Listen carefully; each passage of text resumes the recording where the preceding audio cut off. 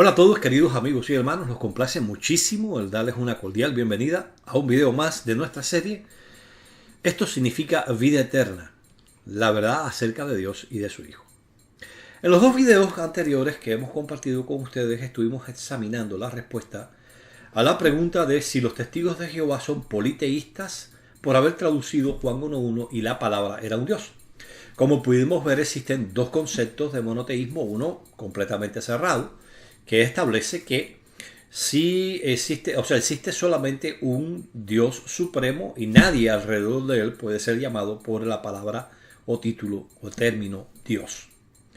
Un concepto mucho más abierto es el que establece que hay un Dios supremo, el Altísimo sobre todos, y que este ser supremo rige la voluntad de otros seres divinos, llamados dioses también, pero que se encuentran junto a él, bajo él, pero no iguales a él. Vimos que, según nos decía un académico judío, si fuéramos a considerar la primera definición de monoteísmo como la correcta, entonces tendríamos que decir que la Biblia hebrea no es una obra monoteísta, porque en la Biblia hebrea, como vimos en el primer video, los ángeles son tomados como dioses que se encuentran junto a Dios, y en los manuscritos del Mar Muerto pudimos ver que efectivamente ese era el concepto que tenía una parte de la población judía todavía en el siglo I, así como los traductores de la Septuaginta, quienes fueron apoyados a su vez por Pablo al citar del libro de Salmos capítulo 8 versículos 5 y 6 en el libro de Hebreos capítulo 2 versículos 7 y 8. Ahora bien, también vimos en el segundo video cómo los padres de la iglesia tenían claro el hecho de que podían haber seres llamados dioses al lado del Dios Todopoderoso. Vimos 5 padres de la iglesia, mencionamos a Justino Mártir, Ireneo, Clemente de Alejandría, vimos a Tertuliano y por último vimos también a Orígenes de Alejandría. Todos ellos llaman a los miembros de la iglesia que han de ser glorificados con Cristo dioses o seres divinos, quienes tienen la naturaleza divina. Por tanto, este tipo de concepto de monoteísmo cerrado, según pudimos ver, no concuerda con la realidad histórica ni el credo que tenían tanto los judíos, los hebreos, como la iglesia cristiana primitiva.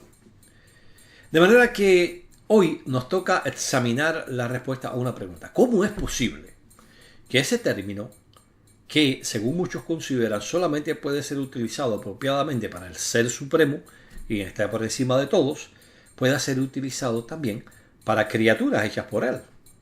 O como decía Braulio en su supuesto silogismo, el hecho de que Dios haya creado otros seres que son llamados dioses. Justamente hemos preparado una presentación de PowerPoint donde estaremos considerando nada más y nada menos que la etimología de la palabra Dios en hebreo. Para ello vamos a basarnos en un análisis histórico y lingüístico. Queremos explicarles que existen en hebreo varias palabras que son traducidas al español como Dios o dioses. En este caso tenemos El, tenemos también Eload, tenemos Elohim y tenemos Elim. La mayor parte de los académicos consideran que la palabra El es la palabra fundamental de la cual derivan las otras, es decir, Elohim, Elim, Eload. Ahora, ¿qué significado etimológico tiene? ¿Cómo se utilizó históricamente en la Biblia la palabra El, es decir, la palabra principal para Dios en las Escrituras, de la cual se derivan las otras? Bueno, eso es lo que nos proponemos examinar con ustedes. Para poder poner en contexto todo este asunto, queremos indicar lo que los testigos de Jehová creían en su inicio. Estamos hablando de lo que ellos publicaron sobre su punto de vista acerca de Juan 1.1 y la palabra Dios en el idioma hebreo. Para ello vamos a comenzar auxiliándonos de la Atalaya del 15 de abril de 1893. En el volumen número 14 tenemos el artículo La palabra era un Dios. Y deténgase ahí un momentico. Porque si ustedes ven, estamos hablando del año 1893, estamos hablando de más de 40 años antes de que Johannes Grieber hiciera su Nuevo Testamento, que fue citado posteriormente, como ustedes saben, por la Organización de los Testigos de Jehová como soporte a la traducción que se hace en Juan 1.1 en la traducción del Nuevo Mundo. Y la palabra era Dios. Pero noten que 40 años antes de que Greeber hiciera su Nuevo Testamento, su traducción, aquí en la Atalaya se está dando una traducción de Juan 1.1 que nada tiene que ver, notemos esto, con que Greeber la haya usado, sino que fue usado por los testigos de Jehová mucho antes que Greeber. Dice aquí, en el principio era la palabra, y la palabra era con el Dios, y la palabra era un Dios. Notemos lo que aquí nos está diciendo este artículo. Otra diferencia entre la traducción de arriba y la versión común, es decir, lo que se conoce como la versión del Rey Jaime o de King James Version, es la adición de las palabras itálicas, es decir, cursivas. Dice aquí un y el, es decir, estos dos artículos, y de. Estas son suplidas a fin de poder dar al lector el verdadero sentido del texto griego. Notemos esto. Aquí, los hermanos que produjeron este artículo están hablando del texto griego y del verdadero sentido de este texto, en el cual la presencia o la ausencia del artículo griego es muy importante. Y esto, cuando estemos considerando en el próximo video el tema de Orígenes de Alejandría y el primer comentario de Juan 1.1 que tenemos dentro de la historia del cristianismo, vamos a poder ver que él hace un énfasis tremendo a este asunto y muestra que Juan, al no usar el artículo indefinido, sabía lo que estaba haciendo. De modo que ellos dicen para suplir, o estos son suplidos a fin de dar al lector el verdadero sentido del texto griego, en el cual la presencia o ausencia del artículo griego es muy importante. En la traducción de arriba, es decir, el, representa el artículo, mientras que a, es decir, un, muestra que el artículo no se encuentra.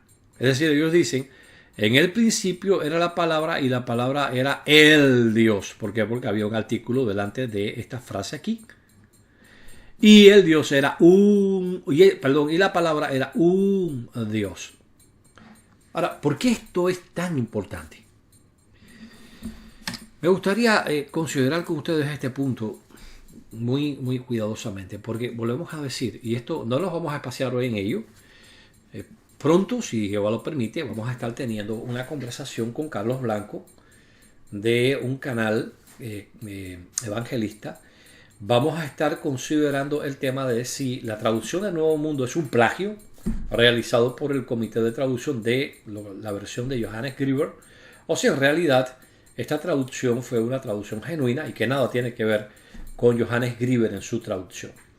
De hecho, déjeme, para aquellos que están siguiendo de cerca, ya tuvimos un video sobre ese tema y mostramos el hecho de que citar de un espiritista, como vimos Pablo lo hizo, no nos convierte en espiritistas.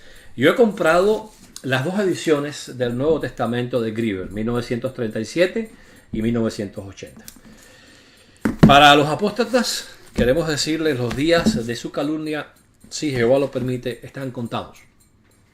Porque vamos a desenmascararles a ustedes y vamos a mostrar con el favor de Jehová cómo ustedes han torcido este asunto de una manera deshonesta con el objetivo exclusivamente de engañar a las personas. Así que Denis, Winston Medina, Braulio, que recientemente lo utilizó, y todos aquellos que utilizan la calumnia de Johannes Greeber, si Jehová lo permite, pronto vamos a estar viendo elementos que los van a desenmascarar a ustedes de una manera muy clara como calumniadores e individuos deshonestos. Pero ahora, este artículo de la Atalaya que está aquí, de por suyo, nos muestra claramente que los testigos de Jehová tenían este entendimiento sobre Juan 1.1 mucho antes de que Johannes Greeber siquiera pensara en traducir el Nuevo Testamento, unas 4 décadas antes. ¿Cómo podían los testigos de Jehová tener ese punto de vista? ¿Cómo es posible que no cayeran en politeísmo, no pensaran en politeísmo? Bueno, pues aquí tenemos la Atalaya de abril de 1882, página 3. Notemos que estamos hablando del tercer año de haberse empezado a producir la revista La Atalaya. Y noten acá, específicamente, en esta línea de aquí dice, la palabra Dios significa alguien poderoso. pero no siempre el Todopoderoso. La palabra Dios significa, noten esto, significa poderoso, pero no siempre el Todopoderoso. Esta es la traducción de cada una de las 4 palabras hebreas. El, Elá, Elohim. Ellos dicen aquí Adonai. Bueno, aquí evidentemente, en ese momento Adonai era visto por algunos como una palabra que se podía traducir como Dios. No es así. En el hebreo no significa eso. Hay un error evidentemente. Pero debemos tener presente que en ese momento los testigos de Jehová apenas estaban comenzando a comprender muchas de estas cosas, porque Russell se encontraba justamente al comienzo de su análisis de la palabra de Dios. En realidad, la otra palabra es Elim. Ahora, todas ellas significan, noten esto, poderoso o grande. Este es noten esto, nombre general, comúnmente y propiamente aplicado a nuestro Padre Celestial, así como al Señor Jesús, a los ángeles y a los seres humanos. Y aquí se menciona Deuteronomio 17, Génesis 32, Jueces 13, Jeremías 16, Éxodo 7:1, donde recordarán que Jehová dijo a Moisés: yo te he hecho Dios para Faraón. Y aquí se está mostrando claramente que la palabra Dios en hebreo, o las palabras que envuelven Dios en hebreo, todas ellas tienen un significado relacionado con ser poderoso, ser alguien grande, es decir, alguien de una autoridad superior. Por tanto, se puede hablar de otros dioses al lado del Creador sin caer en politeísmo, porque se está hablando de seres que ostentan poder y autoridad, que puede ser en diversos grados. La autoridad y el poder está dada en diversos grados. No es lo mismo, por ejemplo, Moisés, quien hizo efectivamente grandes obras, pero si lo comparamos con la autoridad de esos seres espirituales llamados ángeles, y que son llamados en las Escrituras Elohim, evidentemente el grado en el que Moisés puede ser llamado Elohim es inferior al grado en que puede serlo un ángel. Y por supuesto el Dios Todopoderoso es inmensamente superior en ese sentido.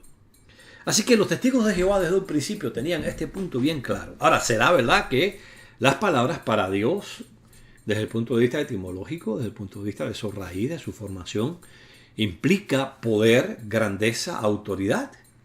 Eso es algo que vamos a ver un poquito más adelante. Me gustaría compartir otro artículo de la Atalaya, esta vez es junio de 1892.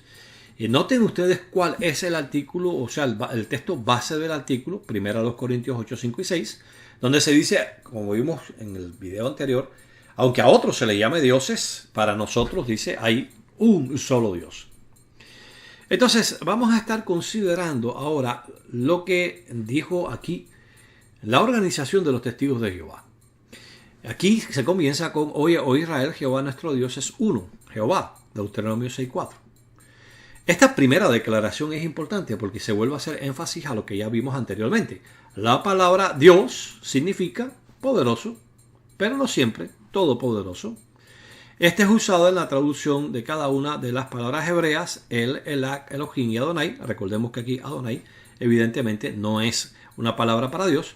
Todas en la versión común de la Biblia. Bueno, ya entiendo por qué ellos dicen Adonai. Es que la palabra Adonai es traducida como Dios también en la versión común de la Biblia, o sea, en la King James Version. Y significa estas palabras poderoso o alguien grande, alguien de gran importancia. Este es un nombre general, comúnmente y propiamente aplicado para nuestro Padre Celestial, así como para nuestro Señor Jesús, los ángeles y los hombres. Y comienza entonces a analizar, por ejemplo, en Deuteronomio 10:17, Elohim, alguien poderoso o grande, es usado para referirse a Jehová, el Dios Todopoderoso, así como para otros dioses. Y Jehová es, recordemos este punto que analizamos en los videos anteriores, es Dios de dioses. Así que ellos entienden desde un principio, los testigos de Jehová entienden desde un principio, el hermano Russell y sus asociados, que la palabra Elohim es alguien poderoso y que Jehová es el Dios de dioses, porque existen otros seres, aparte del mismo, que pueden ser llamados dioses. ¿Por qué? Porque eso es lo que significa la palabra Dios, alguien poderoso o de gran autoridad. Se ve, por ejemplo, Génesis 32, 24, 30, dicen ellos, y en Jueces 13, 21 y 22, que un ángel es llamado Dios, es decir, Elohim. Y entonces ellos citan una serie de versos en donde se habla, por ejemplo, de Moisés, en donde se habla de los jueces de Israel, en donde se habla de los reyes de la tierra, que son llamados dioses, como en Jeremías 16, 13. O sea, ellos muestran una serie de ejemplos, como hemos visto nosotros también, que indican que la palabra Elohim puede ser utilizada no solo para Jehová Dios o para el Señor Jesucristo, sino para otros seres. Ahora, pasemos aquí a la columna de la derecha. Noten esto, el Padre es el poderoso sobre cualquier otro poderoso. El único Dios sobre todo. No, ningún otro tiene la majestad o grandeza. De hecho, ellos reciben su grandeza, es decir, estos otros dioses, estos otros seres divinos, reciben su grandeza, así como su existencia, por parte de él. Así que aquí se hace una diferenciación clara entre aquellos que son llamados dioses, aquellos que son poderosos o de gran autoridad, pero que no son el Dios Todopoderoso, y el Padre, como el Dios Todopoderoso que ha dado vida a todo lo que existe, que le da a estos seres el poder y la autoridad que ellos ostentan, y por lo cual pueden ser llamados Elohim o dioses. El artículo continúa mostrando acá, si ustedes lo ven, en particular aquí, que en Filipenses 2.6, de hecho esto, ojo con ello, porque volvemos a decir, aquellos que dicen que nuestra traducción, la traducción del Nuevo Mundo, está basada en Johannes Grieber, noten que aquí, hablando de robar el ser igual a Dios, se dice las palabras del apóstol en Filipenses 2.6 tienen por muy mala traducción a mano de aquellos que juzgaron esto como algo o mantuvieron un punto de vista erróneo, han sido vertidas y se les ha hecho decir justamente lo contrario que lo que se pretendía decir. O sea, ellos están diciendo, este versículo ha sido terriblemente mal traducido, por eso es que en la traducción Nuevo Mundo se vierte de una manera diferente, de acuerdo al griego. Pero la parte que nos interesa ahora aquí, esto lo mencionamos como un elemento que demuestra que esa acusación de que toda nuestra traducción es un fraude y que la traducción no está basada en Johannes Grieber es una tremenda mentira. Mucho antes de que Johannes Grieber hiciera su traducción, nosotros ya veíamos claramente en el griego algunos problemas con estos textos, pero aquí dice en el número de junio de 1892, en el cual este tema, este tópico fue examinado mucho más exhaustivamente, nosotros mostramos que el significado de la palabra Dios es alguien poderoso. Nosotros tenemos instancias en las cuales la misma palabra, en hebreo el y Elohim, es usada cuando se refiere a grandes hombres o ángeles. Y nuestro Señor puede ser reverenciado con el título poderoso o muy grande. Es decir, ellos dicen, hey, mira, que se use el término Seos para Cristo, se utiliza el término Elohim para Cristo, no compromete el hecho de que el Padre sea el único Dios, porque esta palabra es utilizada, significa poderoso, es utilizada para ángeles y para seres humanos con grandeza. ¿Qué nos muestra todo esto que hemos visto hasta aquí? Bueno, todo esto nos muestra a nosotros que los testigos de Jehová desde sus mismos inicios tenían muy claro la tremenda diferencia entre el Dios Todopoderoso y aquellos que son llamados dioses. Que son dioses porque son poderosos, porque son seres de gran autoridad otorgada por Dios, habiendo sido ellos creados y dependientes de Dios y por tanto inferiores a Él. Esto por tanto no compromete para nada el monoteísmo bíblico. Como pudimos ver en el caso de los hebreos, eso era así. Como pudimos ver en el caso de los padres de la iglesia, en los escritos que no han sido, en algunos casos, torcidos, porque, como vuelvo a decirle, y después les voy a hablar un poquito sobre ello. Lamentablemente, los escritos de la iglesia han sido, en el copiar y copiar, torcidos intencionalmente para incluir la doctrina tardía de la iglesia católica dentro de estos escritos y así autenticar esta doctrina. Ahora, de verdad se puede comprobar este punto de vista que los testigos de Jehová tenían en sus mismos inicios de que la palabra Dios, la etimología de la palabra Dios es fuerte, poderoso, de gran autoridad? Eso es lo que pretendemos examinar con ustedes hoy. Y para ello vamos a comenzar con el Ancient Hebrew Lexicon of the Bible. O sea, el léxico hebreo antiguo de la Biblia, o del hebreo antiguo de la Biblia. Y dice aquí, Hebrew letters, words and root defined, o sea, las palabras o las letras hebreas, las palabras y las raíces definidas within their ancient cultural context, o sea, dentro de su contexto cultural antiguo, por Jeff A. Benner. Este es un léxico muy interesante. ¿Por qué? Porque hablando de él, y él lo pone aquí como al, se puede ver que en la más antigua grafía de esta palabra, y de ello vamos a estar hablando un poquitico ahora y vamos a espaciar un poco en el término histórico, se representaba con la cabeza de un toro y con el báculo o el bastón de un pastor. ¿Qué dice este individuo acerca de esta representación temprana en escritos semíticos de la palabra él? Noten ustedes que él comienza aquí mostrándonos que este toro, esta cabeza de toro, representa fortaleza, strength. Ellos dicen el pictograma de la cabeza del toro que ven aquí ustedes es una imagen de la cabeza de un toro y también representa su fortaleza. El pictograma que pueden ustedes ver acá ahora es una imagen del bastón de un pastor y también representa la autoridad del pastor. Combinados, estos dos pictogramas significan la autoridad poderosa o grande. Y puede ser cualquier cosa de gran, o sea, cualquiera o cualquier cosa de gran autoridad. Así que este individuo nos está diciendo a nosotros que la palabra hebrea el, que la pueden ver aquí en caracteres cuadrados o caracteres arameos, que originalmente se representó con la Aleph, que es esta que ustedes ven aquí, se representó como la cabeza de un toro. De hecho, si ustedes usan un poco la imaginación, aquí van a ver la cabeza y esto que ustedes ven aquí, esta patica de aquí y esta de aquí, es la representación de los cuernos. Y aquí podemos ver el bastón, no hay que usar mucha imaginación para ver el bastón aquí.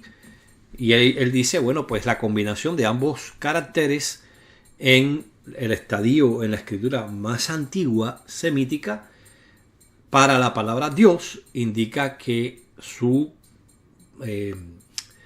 definición, su representación pictórica es algo que tiene o alguien que tiene una gran autoridad o un gran poder. Claro, una cosa es que un diccionario diga esto y otra cosa es que se pueda comprobar históricamente que esto es así. Y eso es lo que nos proponemos hacer ahora. Quiero llamar para ustedes la atención de este muy buen libro. Yo lo tengo en físico. El doctor, el PhD Douglas Petrovich, doctor en filosofía, Douglas Petrovich, este libro se llama El alfabeto más antiguo del mundo. Y entonces noten aquí abajo, el tópico es hebreo como el lenguaje del script, es decir, de la escritura protoconsonántica. ¿Qué cosa es la escritura protoconsonántica? A principios de los años 1900, dos arqueólogos, una pareja, un hombre y su esposa, encontraron algunas inscripciones en un script, en una forma de escritura, que la pueden ver aquí en la portada del libro, que nunca antes había sido vista en Egipto. Después, posteriormente, se encontraron en diferentes puntos como Wadi Hol, Lahun, Bilnas, en Seravit el Kadim. Esta escritura fue analizada por Douglas Petrovich cuidadosamente y él llegó a la conclusión de que la escritura que se encuentra en estos puntos aquí de Egipto y que datan aproximadamente de los años 1800 a 1400 no son más ni menos que el lenguaje hebreo en su más temprano estadio escrito. El libro fue una bomba. Muchísimos epígrafes ateos ni siquiera lo habían leído y ya comenzaron a criticarlo como falto o sea que no es una obra académica. Bueno, sin embargo, yo no he leído hasta el momento una sola obra seria, una sola crítica seria a este libro.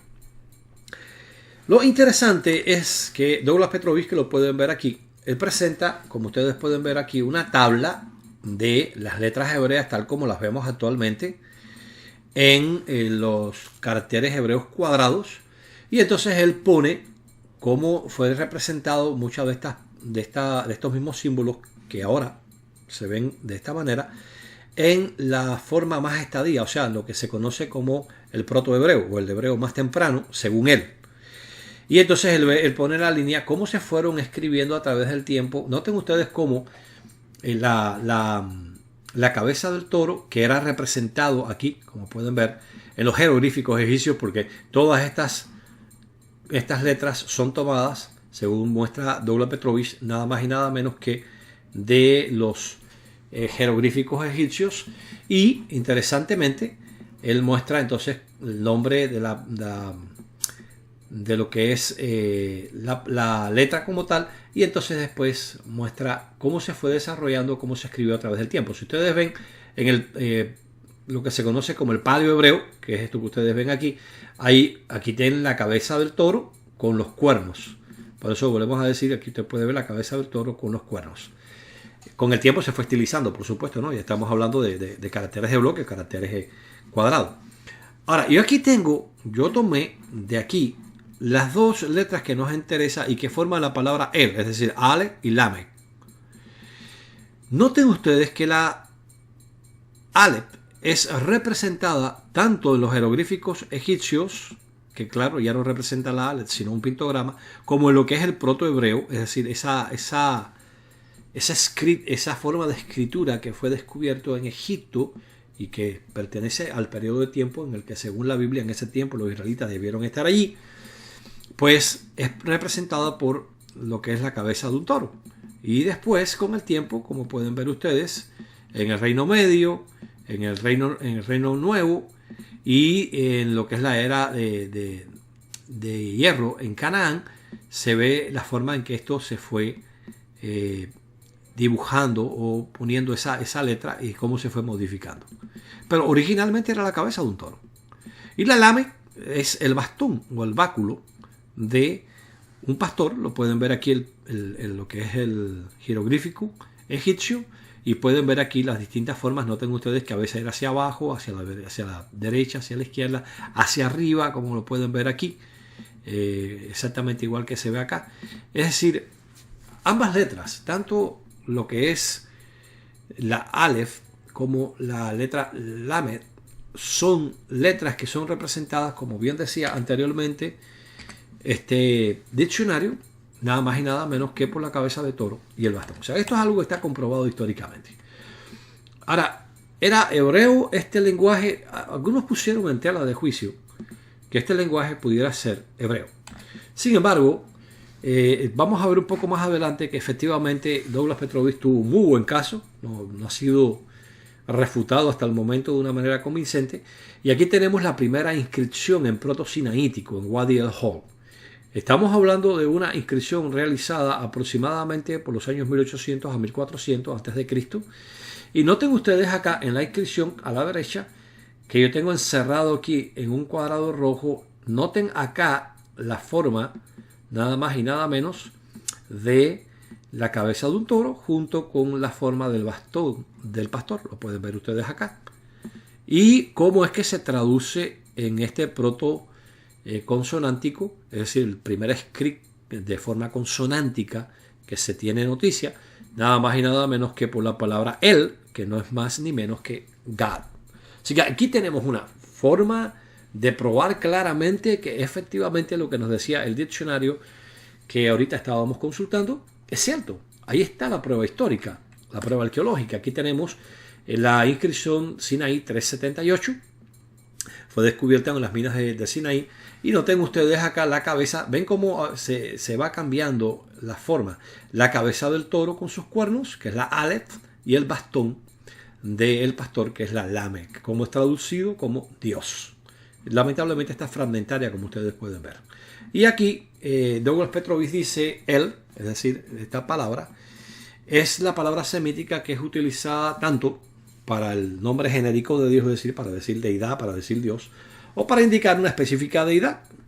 En el Oriente, él comúnmente se refería a la deidad suprema, al rey de los dioses, y Moisés empleó este término para el Dios de Israel.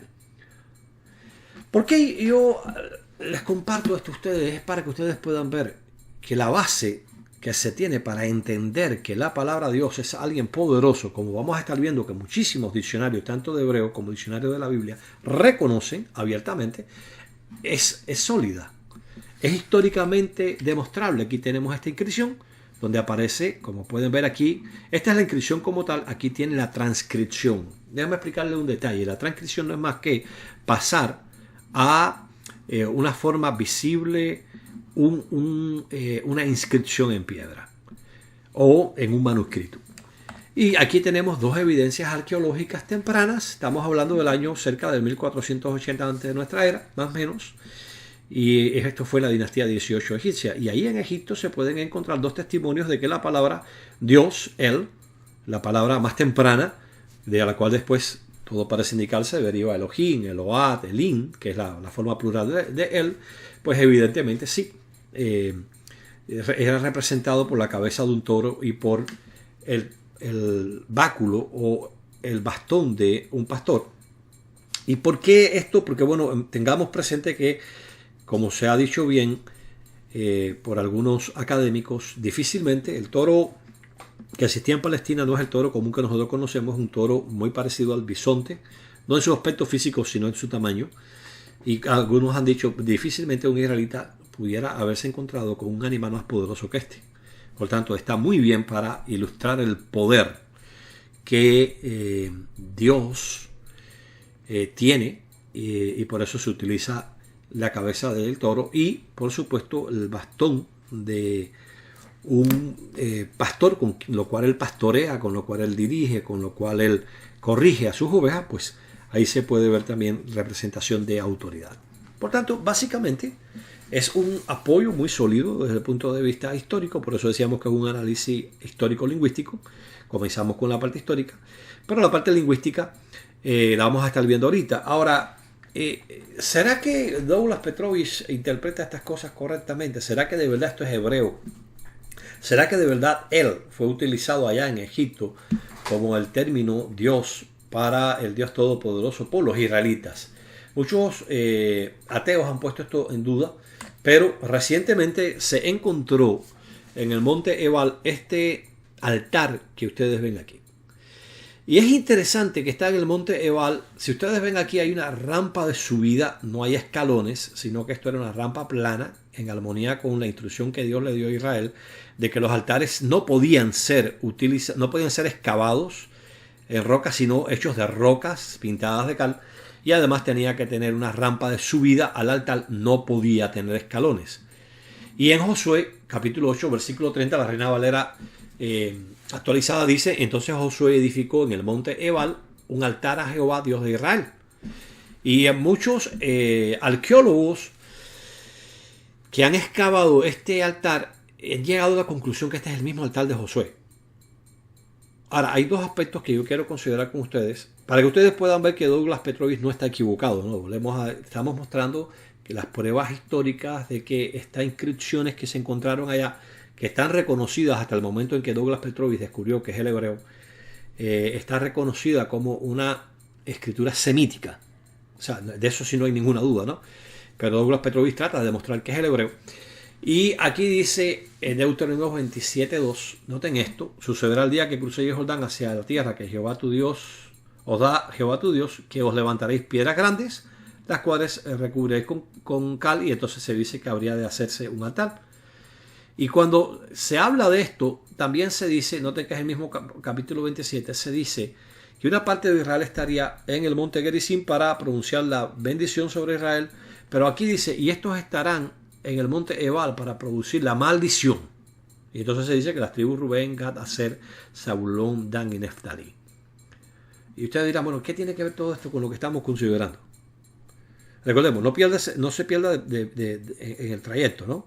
Aquí tenemos un caso muy sólido de que este altar era el altar que Josué construyó según estos arqueólogos. Interesante porque eso prueba, sin lugar a dudas, el hecho de que Josué fue un personaje de la historia real y que los israelitas entraron y efectivamente allí en Ebal hicieron un altar. Pero noten ustedes esta expresión, en el monte Ebal para pronunciar la maldición. ¿Y por qué? Porque justo aquí se descubre algo, recientemente en marzo se dio a conocer, que ha dejado al mundo académico patas arriba. ¿Qué es? No es nada más y nada menos que, como pueden ver, unas tablillas de plomo en donde con un escáner, tengo entendido que hay infrarrojo, pudieron observar una inscripción. Noten que es muy pequeña. Se encuentra ahí justamente en la excavación que se hace, en lo que es todo el desecho que se fue sacando en la excavación. Se encuentra estas pequeñas tablillas de plomo, en donde hay inscripciones, hay 40 letras, una de estas que ha sido ya compartida por el equipo. Son estas 3 letras que ustedes ven aquí y que se leen de izquierda a derecha. Vamos a explicarles algo en lo que es las inscripciones tempranas, tanto israelitas como cananeas, que recordemos que también es un lenguaje semítico y que compartían el mismo alfabeto. Es interesante que las inscripciones podían ser escritas de izquierda a derecha o de derecha a izquierda. No había lo que se conoce como una escritura estandarizada. Por ejemplo, nosotros el español lo escribimos, por supuesto, de izquierda a derecha. Hoy día el hebreo se escribe de derecha a izquierda, pero en aquel tiempo podía ser escrito de izquierda a derecha o de derecha a izquierda. Y ustedes pueden decir, ¿y esto qué tiene que ver con el monte Ebal? Si ustedes se dan cuenta aquí, noten ustedes esto aquí, lo vamos a estar viendo ahorita un poquito más detalladamente, son exactamente las mismas letras que se encuentran en Egipto en el periodo de tiempo en el que se supone que los israelitas estaban allí y que Douglas Petrovich, este doctor en filosofía, nos dice que es hebreo. Pero ahora yo quiero a ustedes mostrarles algo interesante. ¿Qué es esto que ustedes ven aquí? Bueno, esto que ven acá, yo tomé de la tabla de Douglas Petrovich las letras estas que aparecen aquí. Noten ustedes, esta aquí, ¿verdad? Parece una mano abierta, doblada. Nótenla aquí. Es nada más y nada menos que la letra Yod. Nótenla aquí también. Noten ustedes, fíjense, aquí como está abierta. Se puede ver también aquí abierta. Aquí se puede ver incluso doblada. Noten esto, miren aquí doblada. Es tal y como aparece acá. Fueron distintas formas de escribirse la Yod. Por lo tanto, esto que ustedes ven aquí no es nada más y nada menos que la letra Yod. Y noten que es de la izquierda a la derecha. Ahora, la G, o esto que ustedes ven aquí, si buscamos en la escritura proto-consonántica o proto-hebrea, según Douglas Petrovich, nos encontramos, mírenlo aquí, lo puede ver, no es nada más y nada menos que un hombre en posición de adoración o de alabanza. Y notenla aquí, miren ustedes, miren, noten aquí la cabeza. Noten los pies, ahí pueden verlo, miren las distintas estabillas, hasta convertirse en lo que se conoce como la G del palo hebreo, que es la G cuadrada. Así que tenemos aquí, por tanto, Yod, G, y ahora noten esta forma que aparece aquí. Notenla aquí, pueden verla aquí. Noten cómo se va convirtiendo en lo que después se llega a conocer como una Baf. ¿Y qué es lo que tenemos? De izquierda a derecha tenemos nada más y nada menos que Yod, He, Baf. ¿Le suena eso familiar? Bueno, pues es nada más y nada menos que las 3 primeras letras del nombre de Dios, Yod, He, Bat, He. Lo único que falta es la G. Ahora no vamos a entrar mucho en eso en detalle, pero hay pruebas históricas de que originalmente el nombre de Dios, las consonantes del nombre de Dios eran 3, y que la G que viene a continuación es lo que se conoce como una matriz lectionis. En otro momento le explicamos esto para no complicar demasiado el nivel del video. Y que era una vocal. Por tanto, sería una yod, una Y para nosotros. Tenemos acá una H o una G grutural. O sea, la G grutural, una H. Y tenemos la V y entonces sería una A. Sería Jehová. Esto escrito de izquierda a derecha. Ahora, en hebreo moderno se escribiría Yod He Vav, de derecha a izquierda. Ahí tiene la prueba histórica de que el mismo script que aparece allá, un poquito más atrás, ¿verdad? Aquí. Este mismo script que aparece aquí y que es presentado por Douglas Petrovich acá, punto por punto, letra hebrea por letra hebrea contra los jeroglíficos egipcios y contra lo que es la escritura protoconsonantal. Es exactamente la que se encuentra aquí en el monte Ebal. Y lo interesante es que esto es nada más y nada menos que el nombre de Jehová. Pero el próximo dato que le queremos dar es algo que va a dejarnos en shock. ¿Por qué? ¿Se recuerda que para qué se dijo que debía reunirse Israel en el monte Ebal? Volvamos, dice, y esto estarán en el monte Ebal para pronunciar la maldición. Por favor, lea lo que estos arqueólogos nos dicen, que las 40 letras, como pueden ver, dice que el amuleto contiene 40 letras protoalfabéticas y ellos lo muestran como un amuleto, es decir, algo que se lleva consigo. No sabemos su verdadera función. Dice ellos 40 letras protoalfabéticas, es decir, justamente el script que se encuentra en Egipto, 11 de las cuales eran Aleph, y en las 23 palabras de la traducción inglesa de la inscripción, la palabra maldito aparece 10 veces. Y HW aparece 2 veces. Notemos lo que dice. Maldito, maldito, maldito, maldito por el Dios Jehová. Tú morirás maldito, maldito seguramente morirás. Maldito por Jehová, maldito, maldito, maldito. Esto se encuentra nada más y nada menos que en el monte Ebal, en un altar que al parecer fue construido por Josué. E interesantemente, es en este altar donde se encuentra nada más y nada menos que la nación, parte de la nación de Israel, para pronunciar la maldición. ¿Por qué todo esto es relevante? Porque ahora encontramos el mismo script que se encontraba en Egipto, nada más y nada menos que en Canaán. Nada más y nada menos que con la representación del nombre de Jehová, con las 3 letras del nombre de Jehová. De hecho, si quiero decirles, si quieren pueden investigarlo. Este es un dato muy interesante que encontramos cuando estábamos estudiando para nuestro libro sobre el Tetragrámaton, que está en proyecto. El templo de Solet en Egipto, que es la primera inscripción donde se menciona el nombre de Jehová, tiene solamente 3 letras, Yod-He-Vav. Ahora, esto nos prueba a nosotros entonces que la interpretación que hace Douglas Petrovich de estas inscripciones egipcias es cierta, y por tanto que la palabra hebrea más antigua que tenemos para Dios es El, y que esta palabra está compuesta por dos pictogramas, 2 formas que representan poder y autoridad. Bueno, ¿qué nos muestra todo esto? Que desde el punto de vista histórico hay una sólida base para llegar a la conclusión que la palabra Dios, El, la palabra más primitiva que se encuentra en los escritos de Ugarit. De hecho, hace algunos años yo hice un estudio cuidadoso y lo expuse en un grupo de Facebook que se llama, si mal no recuerdo, Papirología y Exégesis Bíblica, en donde habían unos ateos que estaban atacando la Biblia hebrea como politeísta, justamente por esto de los dioses que se menciona ahí en los Salmos y demás, y en otros muchos pasajes.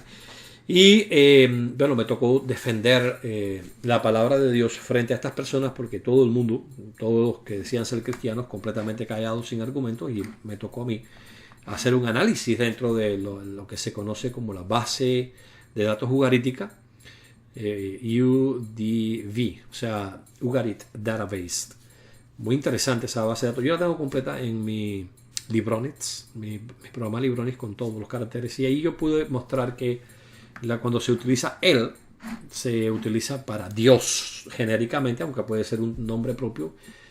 Algunos interpretan esto como el nombre propio del Dios principal de los cananeos, pero en realidad es un sustantivo, porque puede ser puede ser pluralizado, o sea, no es un nombre propio. Los nombres propios no pueden ser plurales. Usted no puede decir Renanes o Robertos. No, no puede ser pluralizado. Sin embargo, él puede ser pluralizado como Ilm en el ugarítico, que es una lengua semítica muy afín con el hebreo. Bueno, perdónenme todo. Yo sé que puede ser difícil tener que seguir tantos datos, ¿no?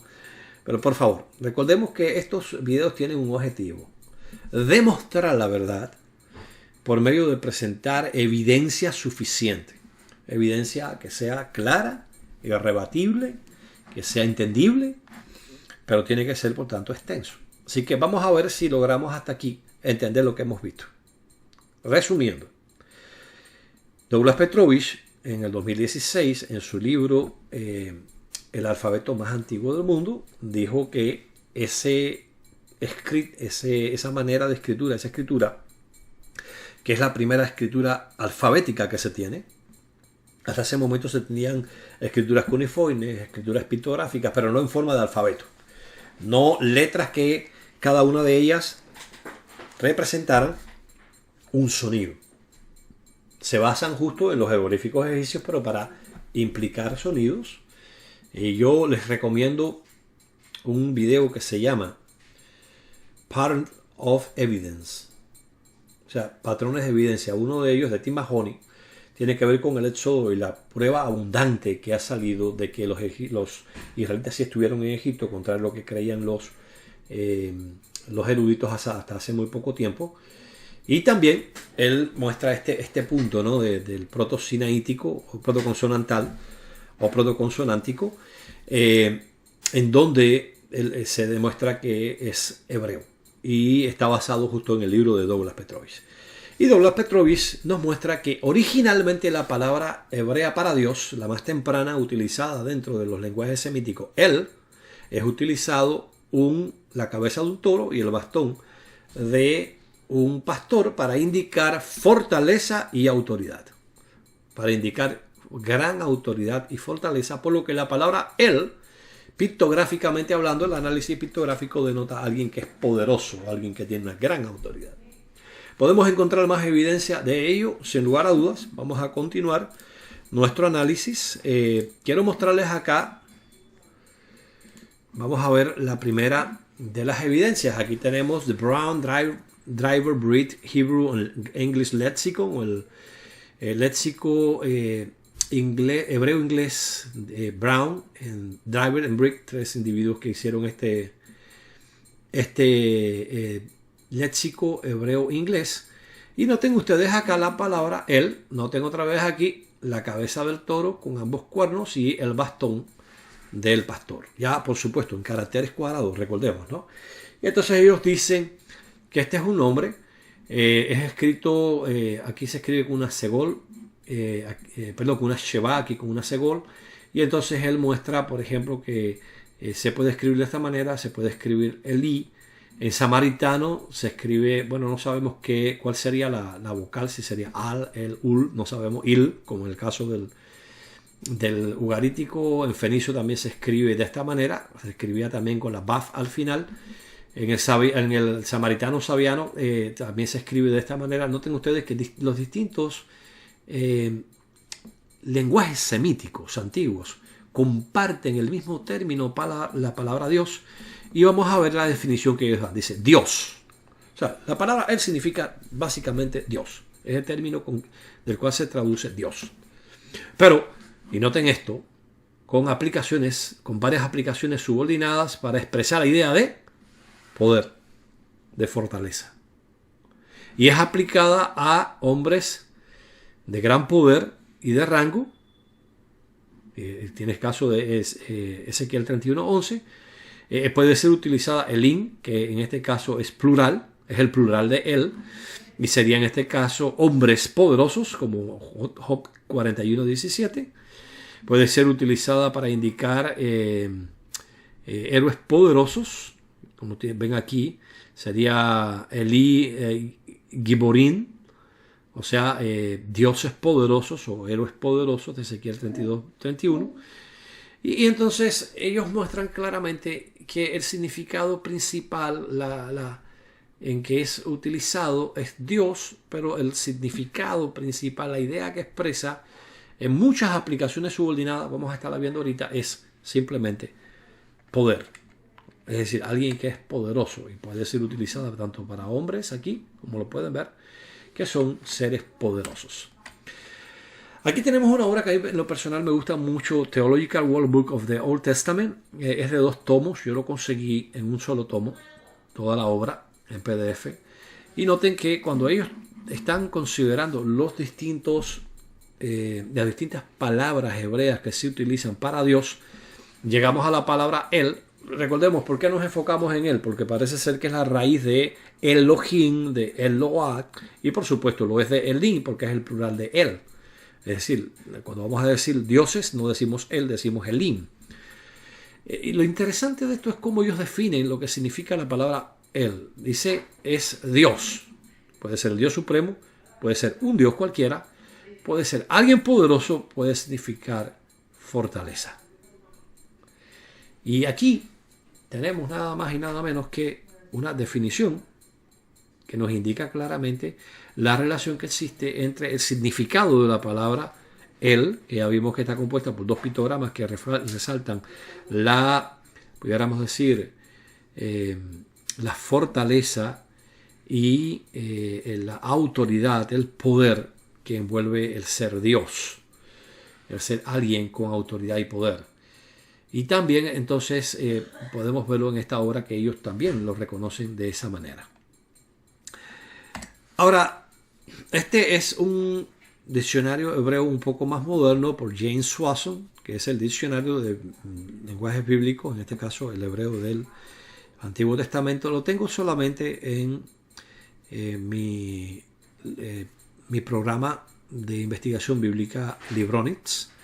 Y aquí pueden ver que la palabra Él significa Dios y es un título para el Dios verdadero con énfasis en el poder o en la fortaleza y el poder de Dios. Interesante. Aquí se nos está diciendo claramente, fíjense, claramente, que la palabra Dios tiene el enfoque en el poder y fortaleza. Ahora, es justo utilizado para indicar poder, hablando de cosas majestuosas, y se pone el caso, por ejemplo, pudiéramos decir, de las montañas de él, es decir, las montañas poderosas, los cedros de él, es decir, los cedros poderosos, y que se encuentran en estos versos que aquí se mencionan. También se dice que es alguien poderoso, una persona con fortaleza, que es fuerte y que es capaz, y por tanto es un líder o es prominente, y se nota el caso de Job 41:17 que ahorita estábamos mencionando. Significa grandeza, el estado de un estatus alto. O sea, aquí Swanson nos está diciendo, ok, él tiene la connotación de poder, de autoridad, etc. Tenemos ahora The Theological Dictionary of the Old Testament, y ellos dicen cuál es la etimología de él, y ellos nos dan 2 posibles etimologías. La primera, al parecer la que ellos dan por más sólida, dice, de las muchas etimologías de él que han sido ofrecidas por los académicos, 2 parecen más probables de sobrevivir. Una propuesta es que se deriva él de una raíz ul, significando ser poderoso o ser preeminente. Y lo interesante es que él dice, bueno, esta palabra conforma el mismo patrón del participio estativo de la palabra, por ejemplo, mit, que puede ser met, it, et, en ugarítico, ip. Es decir, él dice, bueno, esto sería algo lógico porque tenemos acá que efectivamente hay un patrón de declinación de esta palabra que puede ser encontrada en otras palabras que también son similares ahí. Entonces él dice, tal etimología podría explicar la variedad de derivativos, especialmente en hebreo y en árabe.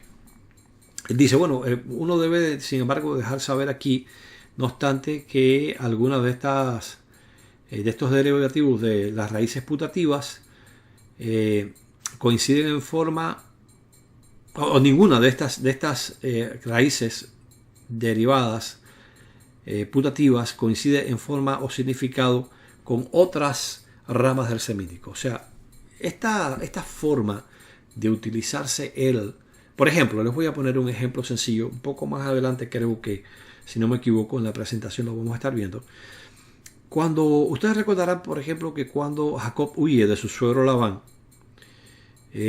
Labán le dice: yo tengo en mi mano poder para hacerte daño, pero Dios me ha dicho que no te haga daño. La expresión hebrea literalmente es: tengo él en mi mano. O sea, tengo Dios, él en mi mano. Claro, aquí se está utilizando la palabra él, Dios, en sentido figurado, en un sentido como dice aquí. Esta etimología explicaría la variedad de derivaciones que existen, de usos de derivaciones que existen, en hebreo especialmente y en árabe. Porque en este caso tenemos que él, Dios, es utilizado específicamente para poder. Lo cual nos indica otra vez lo que decía la Atalaya, allá en los años 1800. La palabra Dios significa alguien poderoso, alguien con autoridad. Y hemos podido ver cómo efectivamente la forma pictográfica original así lo indica, pero además la etimología propiamente, el uso que se le da a esta palabra, indica, según todos estos eruditos, que la palabra Dios significa alguien poderoso o alguien de gran autoridad. Y uno comienza aquí a entender por qué entonces se puede hablar de dioses al lado de Dios. Porque se está hablando de seres poderosos, pero no poderosos en el mismo sentido que el Creador. Y esto, por tanto, no nos lleva a ninguna definición de politeísmo. ¿Entendemos el punto? Vamos a continuar hacia adelante ahora con The Interpreter's Dictionary of the Bible. Noten aquí el, noten la Aleph y la Lamek. Este es el nombre genérico semítico para Dios o deidad. Aparece en acadio, en la forma de Ilu. Noten que es muy similar. Y es encontrado de igual manera en otros lenguajes semíticos como el fenicio y el árabe del sur. Aunque la derivación de la palabra es incierta, aparentemente su raíz significa poder. Un significado que es preservado, noten ahora aquí, en las expresiones idiomáticas tales como las montañas de El, que aparece en Salmos 36:6, o las montañas poderosas en la King James Version, los cedros de El, es decir, los cedros poderosos. Y aquí vamos a ver lo que les decía ahorita. El de mi mano, usualmente traducido el poder de mi mano, y tenemos el caso de Génesis 31:29. Yo se los quiero mostrar para que puedan verlo aquí en el Bible World, para que ustedes puedan ver lo que estaba explicándoles a ustedes ahorita, de que la palabra efectivamente, su uso indica que se habla de poder, se habla de fortaleza, se habla de autoridad, y decíamos que era Génesis capítulo número 31:29. Veamos la expresión que aparece en hebreo. Nótenlo aquí. Aquí está. Existe, es decir, yesh, existe. Y ahora noten ustedes acá la preposición que indicaría en este caso algo que pertenece. O sea, existe o algo, o sea, un Dios que me pertenece, y aquí viene la palabra mano. En la mano mía. En otras palabras, lo que está diciendo, yo tengo un Dios en mi mano. Yo puedo haberte hecho daño. Y fíjense cómo lo traduce la Reina Valera actualizada. Yo tengo poder para haceros mal. ¿Qué palabra aparece aquí? Nótenlo ustedes al final de este cuadro gris que aparece cuando yo me sitúo. El Dios. Entonces, ¿qué quiere decir con esto Labán? Bueno, que él tiene poder, que él tiene autoridad para hacerle dar mal a Jacob. Pero bueno, Dios mismo le dijo, no, mira, oye, no vayas a hacerle daño porque yo estoy protegiéndolo a él.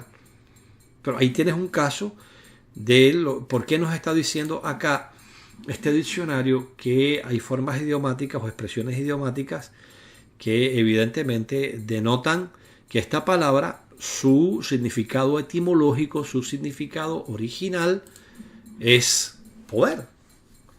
Y continúa diciendo, básicamente la palabra designa el poder divino que llena al hombre.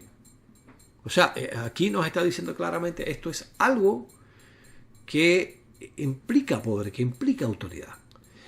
Continuamos hacia adelante ahora con el nuevo diccionario ilustrado de la Biblia de Winston Nelson.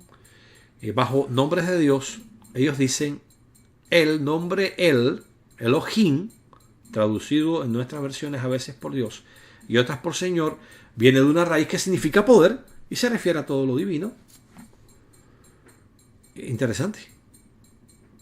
Y entonces hay un dato aquí que quisiera compartir con ustedes. Se usa el plural Elohim para referirse al Dios de Israel, no por resabios politeístas, como dicen algunos, ni en directa referencia a la Trinidad, como dicen otros, sino para intensificar o reforzar la idea expresada, la plenitud de Dios. Algunos le llaman Elohim, que es un plural para Dios y que se deriva de él. Le llaman un plural de majestad. Yo prefiero la expresión que utilizan algunos académicos y que sería en este caso más bien un plural de intensidad. Es como el superlativo, o sea, es un superlativo, por así decirlo, una intensificación. Por tanto, cuando se dice Elohim para un solo ser, se está diciendo eres Dios en un grado supremo, en un grado, no digamos supremo, sino superlativo. Entonces, aquí este diccionario, por cierto, trinitario, nada tiene que ver con los testigos de Jehová, reconoce el hecho que la Atalaya mencionaba y por la cual se podía hablar de alguien más aparte de Jehová como Dios. Este gran diccionario enciclopédico de la Biblia, de Alfonso Ropero, otro académico que no es testigo de Jehová, bajo la entrada Dios dice etimología y uso. La palabra genérica para Dios en hebreo deriva de la raíz aul, recordemos que ya esto lo habíamos visto, ser fuerte, de donde el nombre primitivo, volvemos aquí, fíjense, porque mostramos hasta dónde se remonta la palabra el allá en Egipto, la palabra hebrea, la palabra semítica el allá en Egipto, porque es la palabra primitiva de la cual se derivan todas las demás palabras, como en este caso Elohim y Eloah. Entonces dice el nombre primitivo el, o sea, ese nombre se deriva de aul, ser fuerte. Los términos semíticos correspondientes son al o alá en árabe. Cuando usted oye decir a alguien Alá, está diciendo simplemente Dios. Y el ojo en siriaco, el ojilak. Noten que en samaritano tiene el mismo significado que en el hebreo, poderoso. Noten este punto. Es la misma palabra. Es un condado en cada idioma. Pero aquí nos está diciendo claramente que incluso en samaritano significa simplemente poderoso. Y es el en fenicio. Entonces, interesantemente, este hombre reconoce también que la palabra él significa simple y llanamente ser fuerte o ser poderoso. Baker Encyclopedia of the Bible, volumen 1, por Walter A. Ewell, o sea, la enciclopedia de la Biblia Baker. Interesante lo que dice aquí esta enciclopedia, bajo los nombres de Dios, él y los nombres relacionados. Él y los nombres relacionados, volvemos a decir, porque él es la forma primitiva. Recordemos, estamos hablando, para que entendamos bien este punto, de esa misma forma que encontramos allá en el proto-sinaítico, en el script protoconsonantal, el primer script que se encuentra alfabético. Esta enciclopedia dice, el nombre él, la palabra él, es encontrada sobre 200 veces en la Biblia hebrea y es mejor traducida como Dios. El término él tiene un número de posibles significados. La raíz que se piensa por algunos que es ul, la cual significa ser el primero o ser poderoso. Otros sugieren que la raíz es alá, la cual significa el que precede y por tanto sugiere el líder o comandante. También es perfectamente aplicable a seres creados. Y esto también puede significar estar preocupado o temeroso. Así que esto significaría que Dios, como Alá, es el poderoso a quien debe ser temido. Otros también sugieren la preposición el, como a o hacia, como la raíz, la idea de que es aquel que da a otros como existencia, ¿no? Como el ser, ellos mismos. O aquel que da a otros ayuda o que le provee a otros ayuda. Algunos académicos sugieren que la palabra alin puede significar el unir y debería ser considerada como una raíz también, que es el poderoso que une y permanece con firme control.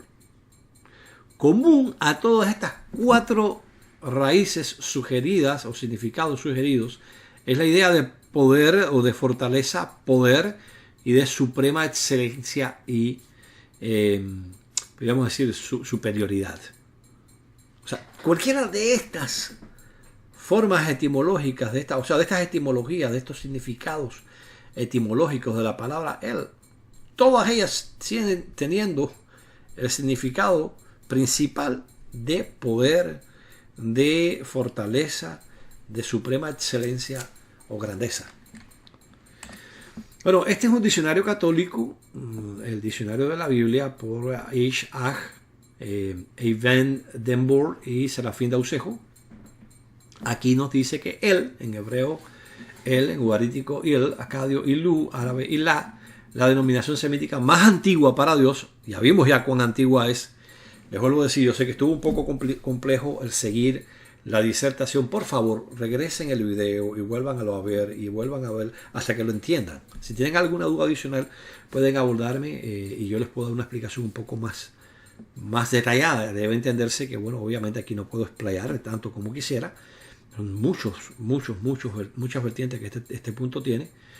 Y dice, especialmente difundida en la región idiomática acadia y cananea. El significado original es incierto, casi siempre se deriva la palabra de ul, ser fuerte, estar delante, o sea, poder. La magnificencia, la superioridad es lo que define ante todo el carácter de una divinidad semítica. O sea que estamos viendo ahora eruditos católicos definiendo la palabra él. Coinciden con el mismo significado que habíamos visto en el primer diccionario que consideramos. Bueno, tenemos el Harper's Bible Dictionary y aquí nos dice, bajo la entrada a Dios, en los libros más tempranos del Antiguo Testamento, algunas palabras son utilizadas para designar a Dios, entre ellas el o Elohim, indicando poder vital. La palabra es usada para la primera narración de la creación. Tenemos aquí el diccionario ilustrado de la Biblia de Davis. Bajo Dios dice, en el Antiguo Testamento la palabra, la cual es la palabra que en turno representa, es decir, que representa a Dios, tiene como el primer significado la idea de poder. Otra vez volvemos a ver que esta palabra de Dios, él, su significado principal es poder. The New Smith Bible Dictionary, el nuevo diccionario bíblico de Smith, hablando de la palabra Dios, dice en inglés, desde una raíz que significa llamar, es decir, el objeto de adoración, en griego, el objeto de adoración como espíritu, en hebreo, el significado primario es poder. O sea, la palabra Dios, en este caso el Elohim, Eload, Elim, significado primario, poder. Tenemos The New Unger's Bible Dictionary por Merritt F. Unger. Y ahora bajo la entrada de Dios dice de los dos esenciales y personales nombres de Dios en hebreo, en las escrituras hebreas, son Elohim y Jehová, más correctamente Yahweh, dice ellos. El primero, es decir, Elohim, llamando la atención a la plenitud del poder divino. O sea, Elohim llama la atención a poder, al poder de Dios. The New Westminster Dictionary of the Bible dice, en el Antiguo Testamento la palabra hebrea para Dios tiene como su significado primario la idea de poder, es decir, comparece con él y Elohim. Así que evidentemente estamos viendo que ellos también están de acuerdo. Aquí tenemos la famosa enciclopedia de Matt Clinton y Strong, Aquí nos dice Dios, por el mismo, la misma raíz sajona de bueno, es la expresión bellísima de la divinidad divina como un atributo principal del término más general para la deidad y que corresponde casi invariablemente a dos palabras hebreas, ambas desde la forma común aul o ul, es decir, ser poderoso. Y entonces, bueno, se dice que de las palabras más simples, él es la más primitiva, algo que ya hemos comprobado, ¿verdad? Tenemos el diccionario bíblico ilustrado de Holzman. Él es un término genérico, dicen ellos aquí abajo, para Dios o deidad. Aparece en otros idiomas antiguos aparte del hebreo. Se pueden observar similitudes con la actual palabra árabe para Dios, al o Alá. Él alude a un poder asombroso que instila a la humanidad temor o reverencia misteriosos. Tenemos el diccionario de la Santa Biblia. Si no me equivoco, es un diccionario que es bautista. Dice, en nuestras escrituras Dios es la traducción de varias palabras hebreas y griegas. Él, el poderoso. Y entonces cita algunos de los versículos. Y Elohim, que es la forma plural de Eloah. Como ya les dije, muchos eruditos consideran que ambas formas vienen de él, porque él es la forma más antigua. Y como pueden ver, tanto Eloah tiene la raíz él, como Elohim tiene la raíz él. Pero el punto es, aquí él es definido por este diccionario como aquel que es poderoso. The Easton Bible Dictionary dice Dios, y entonces dice el nombre de el ser divino, y este es vertido del hebreo él, de una palabra que significa ser poderoso. Tenemos el Edman Dictionary of the Bible, y entonces ellos dicen él en hebreo es equivalente a la palabra semítica para Dios. En ugarítico es Il, Mesopotamia y amorito Ilú. El norte de Arabia es Ilá, el fenicio Ul. La más probable derivación es por la raíz verbal Ul, ser poderoso, dominante. Y mientras que el término frecuentemente simplemente significa Dios en el Antiguo Testamento, hay algunas instancias importantes donde este preserva el nombre de la deidad, que es alguien diferente de Yahweh, como en Génesis 33:20. Entonces, aquí se puede ver otra vez un diccionario que nos dice claramente de cuál raíz verbal viene. Ul es la derivación más probable desde el punto de vista del estudio filológico que se le ha hecho a la palabra, y que significa ser poderoso o dominante. Bueno, a mí me gustaría, antes de concluir con la presentación, considerar con ustedes esto. Existe suficiente evidencia para indicar que la más primitiva de las palabras semíticas utilizadas para Dios, él, significa alguien poderoso, alguien que tiene gran autoridad, sin lugar a dudas. Sin lugar a dudas. Luego, la cuestión a la que nos enfrentamos aquí entonces es que la palabra hebrea para Dios, que nosotros traducimos al español como Dios, tiene fundamentalmente función descriptiva, no función ontológica. No describe necesariamente la naturaleza, sino que más bien describe la posición del individuo. Una posición de poder y autoridad supremas o superior a la común. Y esto ya nos empieza a armar el rompecabezas. ¿Por qué se le puede llamar a los ángeles Elohim en las Escrituras? Porque Dios les ha dado autoridad, porque Dios les ha dado gran poder. Un solo ángel le quitó la vida a 186,000 asirios. Estamos hablando de en una noche. ¿Qué poder, qué autoridad no tiene un ángel entonces? Por tanto, utilizar la palabra Elohim para un ángel, la palabra él para un ángel, como hicieron los judíos del siglo 3 al siglo primero era común. 3 antes de nuestra era al primero de nuestra era. Es decir, no es un problema. No es una amenaza para la posición de Dios como El Shaddai, por ejemplo, el Todopoderoso. No. ¿Por qué? Porque toda la autoridad y poder que estos seres tienen, ¿de quién se deriva?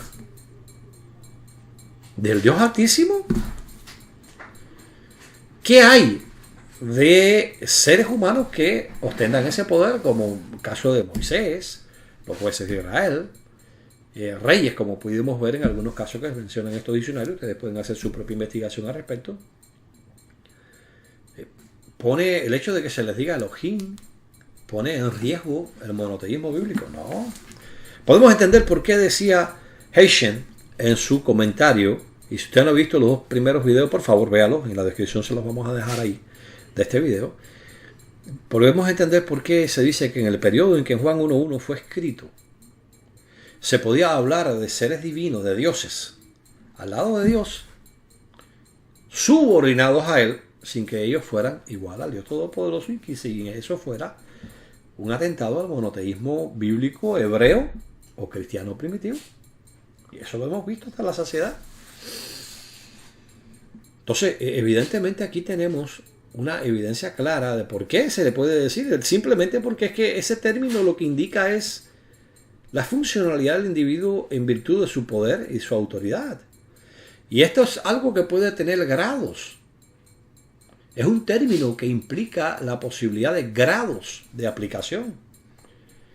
Tiene Moisés como Elohim en Éxodo 7.1 la misma autoridad que los ángeles en el libro de Salmos 8. No, si el mismo libro de Salmos dice que los seres humanos, no importa cuán exaltados sean aquí en la tierra, incluyendo al Señor Jesucristo cuando estuvo en la tierra, sin importar que se les llame Elohim, son inferiores a los ángeles, porque dice, los has hecho inferiores a los dioses, refiriéndose a los ángeles, como ya hemos visto en los videos anteriores. Por tanto, Moisés y un ángel tienen un grado de aplicación del término Elohim totalmente diferente. Por eso Cristo le dice a los judíos, oye, un momentico, espérate. La ley de ustedes dice, y no puede ser anulada, que aquellos contra quienes vino la palabra de Dios fueron llamados dioses. Yo dije, ustedes son dioses, hijos del Altísimo.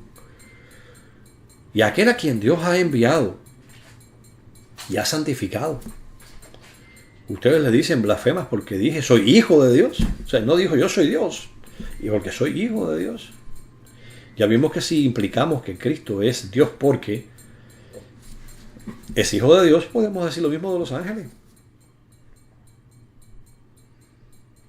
Entonces aquí empezamos a perfilar que hablar de un Dios al lado de Dios, de un Dios creado por Dios, no es un disparate. Por tanto, cuando Isaías dice, antes de mí no ha sido formado Dios alguno y continuó o continuará sin que lo sea, se está refiriendo a igualdad con Dios.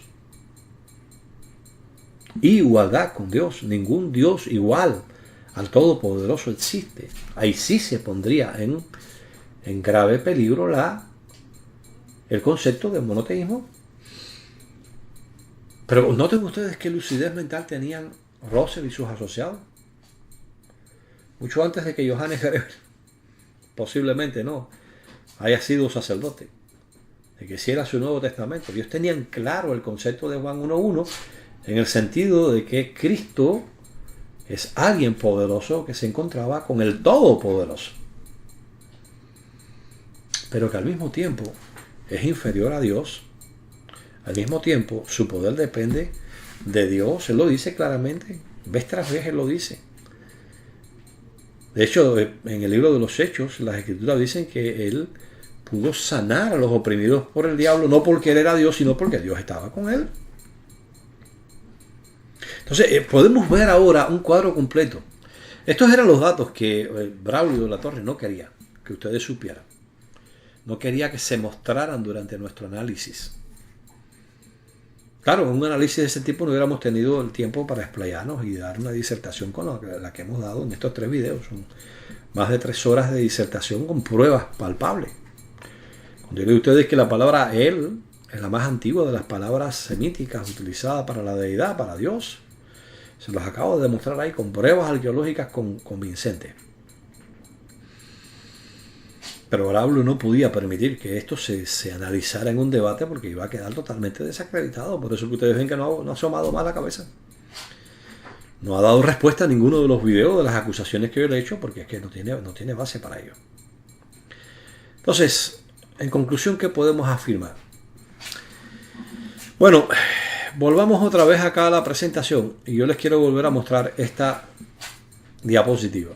El artículo de Jehovah's Witnesses in Jesus Christ, o sea, los testigos de Jehová y Jesucristo, página 75. Bruce Meyer dijo, aún más pernicioso en el mismo verso es la traducción y la palabra era un Dios, con la siguiente nota a pie de página, un Dios. En contraste con el Dios, ¿no? Dice la nota a pie de página. Ahora dice Meyer, y ha sido citado incontablemente en contra nuestra. Debe decirse francamente que si los testigos de Jehová toman esta traducción seriamente, ellos son politeístas. Pero, estimado hermano o amigo trinitario que ha seguido el desarrollo de estos 3 programas, a la luz de lo que hemos considerado, ¿de verdad la traducción un Dios nos haría politeístas? Si usted afirma eso, tenemos entonces que condenar a los escritores de la Biblia hebrea, porque llamaron a los ángeles dioses. A los judíos que tradujeron la traducción de la Septuaginta del hebreo al griego, porque al llegar a Elohim, en algunos pasajes tradujeron en vez de dioses, ángeles, indicando que su comprensión, su interpretación del pasaje, es que los ángeles son llamados dioses en las Escrituras. Tendríamos que llegar a la conclusión que los judíos que siguieron esa tradición en la comunidad del Corán entre el siglo II y el siglo I hasta el año 70 era común, eran politeístas porque hablaban de los ángeles como seres espirituales divinos, dioses del conocimiento, dioses santos, según se le ve, dioses vivientes, que alaban, exaltan al Dios supremo, al Dios de dioses. Tendríamos que llegar a la conclusión que Justino Mártir, Ireneo, Clemente de Alejandría, Tertuliano, Orígenes de Alejandría, eran politeístas porque hablaban de seres humanos que podían ser llamados o podían llegar a ser dioses, tener la participación en la naturaleza divina. Toda esa prueba histórica, toda esa prueba bíblica, toda esa prueba histórica que hemos estado, lingüística que hemos estado analizando, deja de fuera de toda duda de que esa afirmación de Meyer es falsa. Y comprender el significado etimológico de la palabra Dios ahora nos capacita a nosotros a entender por qué las Escrituras pueden hablar de seres inferiores al Creador que son llamados dioses. Porque el término Dios tiene función descriptiva, función, podríamos decir, es un término funcional que indica el poder, la autoridad que el individuo tiene, y ese poder o autoridad puede ser diferente dependiendo de quién la ostenta. Ya vimos el caso de Moisés en comparación con los ángeles, que hay de los ángeles con Cristo resucitado. La Escritura es clara. Jesús ahora ha sido exaltado a un puesto en el que ninguna otra criatura puede ser exaltado. Está por encima de todos, excepto de quien, según 1 Corintios 15, de su propio Padre. Prueba de que Cristo no ha llegado a ser el Dios Todopoderoso es que el término Dios de dioses, que es usado para su Padre, jamás es usado para Cristo. Más bien, y esto es algo que yo invito a los trinitarios a que lo respondan, ¿no? El Padre sigue siendo Dios de dioses y es Dios del Dios con quien estaba en el principio. Ese Dios del Evangelio de Juan, del prólogo del Evangelio de Juan, el Logos, que estaba con Dios, a su vez tiene a su Padre como su Dios. Por tanto, el Padre sigue siendo Dios de dioses, incluso de su Hijo. Es Dios de Él, Dios con quien Él estaba. Y eso sería inexplicable si Cristo es el Todopoderoso. Entonces, lo que hemos visto aquí claramente echa por tierra ese falso silogismo. Ahora, en el próximo video vamos a estar considerando el primer comentario que se ha hecho de la carta de Juan, al menos el que ha sobrevivido hasta nuestros tiempos. Un comentario de finales del siglo II o principios del siglo III, hecho por Orígenes de Alejandría. Les voy a decir por anticipado, es un comentario que no es traducido con frecuencia por la cristiandad porque pone en peligro la interpretación trinitaria de una manera significativa. Cuando lo examinemos en el próximo programa cuidadosamente, van a poder ver que Orígenes de Alejandría tenía una concepción de lo que implica Juan 1.1 muy parecida a lo que los testigos de Jehová tenemos. Lo cual nos dice que mucho antes de que el trinitarismo surgiera en el siglo finales del siglo III y principios del siglo IV, la concepción que se tenía acerca de la relación entre el Padre y el Hijo, según Juan 1.1, era muy diferente. Y eso lo vamos a probar tal como hemos ido probando estos puntos. Antes de despedirnos, queremos decirles, hay un trinitario que dice que ha recogido el guante de mi desafío a los programas anteriores. José, estos últimos minutos son para ti. Mira, José, dándole respuesta a lo que me dejaste escrito ahí en nuestro canal. Primero, te aconsejaría que te estudies cuidadosamente la falacia del ad hominem. En vez de atacar los elementos, los argumentos, te concentrates en atacar mi persona. Diciendo que yo aparento ser una persona muy docta, pero que no lo soy. Déjame decirte, yo no soy un doctor. Yo no soy un académico. Yo lo digo con total honestidad. Soy alguien que le gusta investigar, estudiar cuidadosamente, seguir el hilo de los asuntos con una investigación bien profunda. Eso está demostrado. Eso es reconocido por la mayor parte de los trinitarios que ha tratado conmigo personalmente. Y ha sido una bendición de parte de Jehová, no algo que yo merezca alabanza por ello. Ahora, yo te sugeriría, concéntrate en atacar los argumentos, no ataques al individuo. Porque eso es una falacia argumental, para desviar la atención de los argumentos a un plano personal. Te invito a que veas cuidadosamente los 3 videos. Yo he hecho una serie de preguntas a los trinitarios en estos videos. Te invito a que nos presentes esa respuesta que tú crees tener.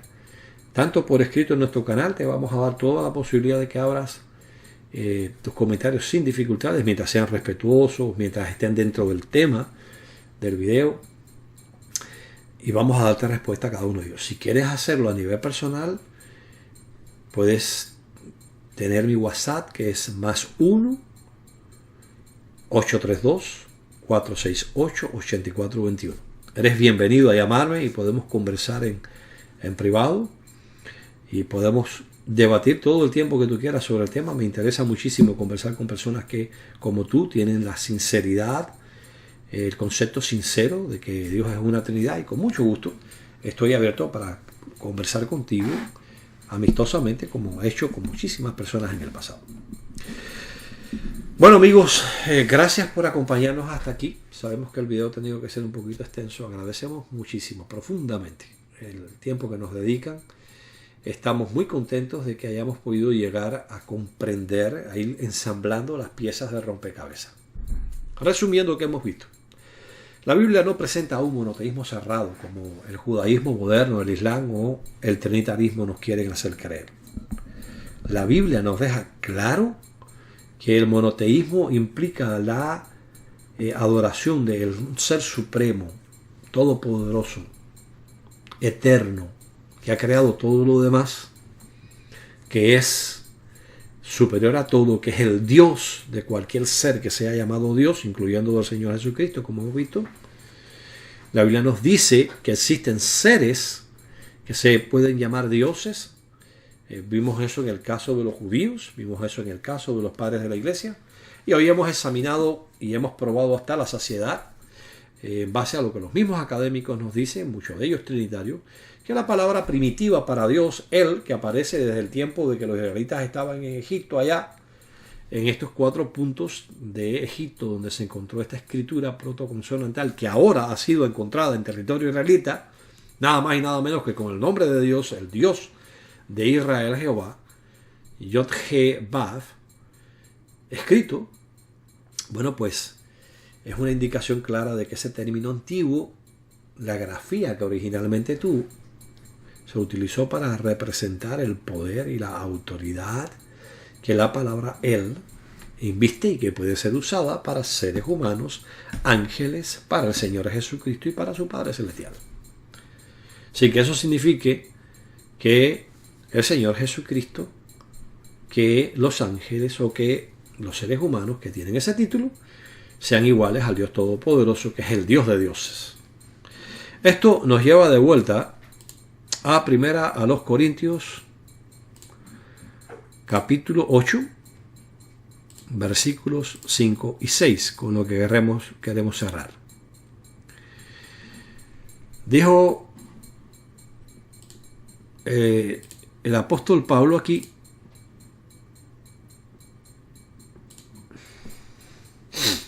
porque aunque sea verdad que algunos son llamados dioses, sea en el cielo o en la tierra, como hay muchos dioses y muchos señores, noten eso, como hay muchos dioses y muchos señores, dice Pablo ahora en el versículo 6, para nosotros, sin embargo, para nosotros hay un solo Dios.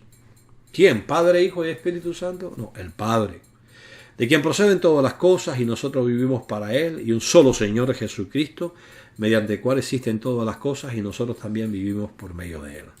Esa verdad que encontramos aquí fue entendida por los hermanos que iniciaron la obra, entre ellos el hermano Russell, justamente en el artículo que tiene que ver con 1 Corintios 8, 5 y 6, donde se habla de que Jehová es Dios de dioses, incluyendo el Dios del Señor Jesucristo, donde se muestra que las palabras El, Elat, Elohim, ya vimos ya que Adonai es porque en la versión de Rey Jaime al parecer se traduce también como Dios, simplemente significan poderosos o grandes, pero que el Padre es aquel que es el poderoso sobre todos, de hecho es el todopoderoso, y por tanto es el Dios supremo, es aquel que es nuestro Dios. Una vez más le volvemos a decir, los testigos de Jehová podemos decir con satisfacción, nosotros podemos citar directamente al Señor Jesucristo. Nosotros podemos citar de las palabras directamente de la boca del apóstol Pablo al decir que aunque a cualquier otro se le llame Dios, aunque seres humanos, aunque a ángeles, aunque al Señor Jesucristo mismo se le llame en las Escrituras alguien poderoso, alguien con gran autoridad, que es lo que la palabra Dios significa. Y por eso, interesantemente, la versión israelita nazarena vierte y el Logos era poderoso, dándole significado de la palabra Dios. Pero aunque incluso el Señor Jesucristo y otros sean llamados por este título, como Pablo, los testigos de Jehová decimos, pero para nosotros hay un solo Dios, el Padre. Que Jehová les siga ayudando a tener un conocimiento exacto de la verdad acerca de él y de su Hijo, porque ello puede conducir a usted a la vida eterna.